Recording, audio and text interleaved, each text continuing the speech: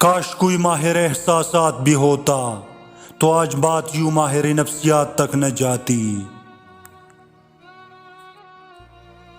جہاں سب کو بہتر سے بہترین چاہیے وہاں مجھے صرف تم ہی کافی ہو۔ اور پھر ہوا یوں کہ امیروں نے غریبوں کے لیے خدا کے سوا کچھ بھی نہیں چھوڑا۔ کچھ حساب تو میری جان یوم حشر کے لیے رکھ چھوڑیے، جہاں نام اعمال کھل جائیں گے اور تم نم پلکوں میں مکر چھپائے یہ نہیں کہہ سکو گے کہ میں مجبور تھا۔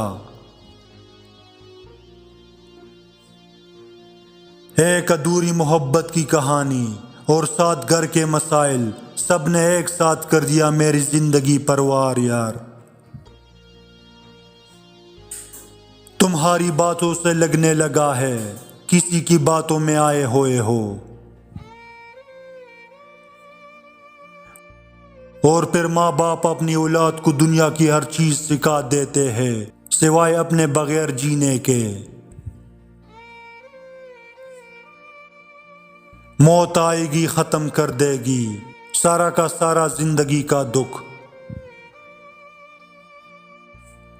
اپنے الفاظ کا غلام بننے سے بہتر ہے اپنی خاموشی کے حکمران بن جائے۔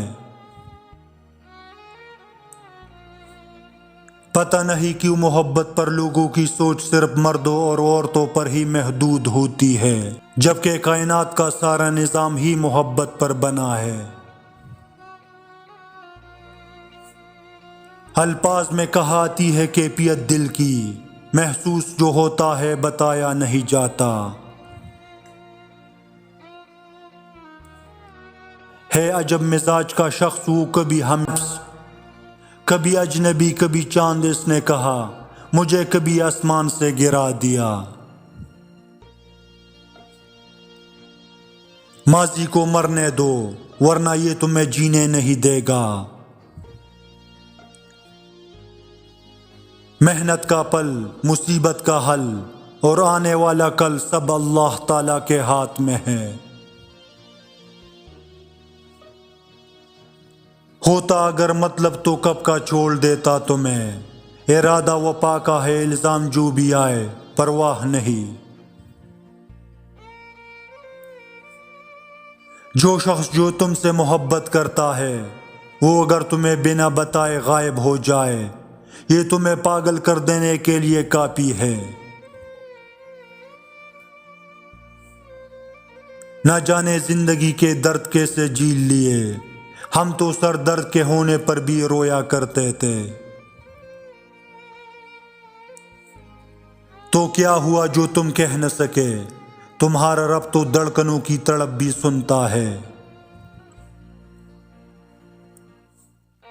میں شام کی منظر جیسی ہوں، کسی کو حسین تو کسی کو اداس سی لگتی ہوں۔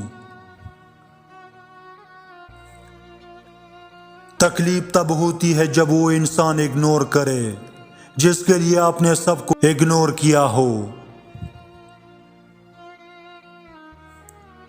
کہیں سجدہ کہیں اشکوں کی روانی ہوتی ہے، محبت خدا تک پہنچنے کی مختصر کہانی ہوتی ہے۔ اپنے آپ سے پیار کرے کیونکہ آپ ہی وہ واحد شخص ہے جو پوری زندگی اپنے ساتھ رہیں گے۔ کبھی خود کو اتنا قیمتی مت سمجھیے کہ ہر کوئی تمہیں دل سے نکال دے۔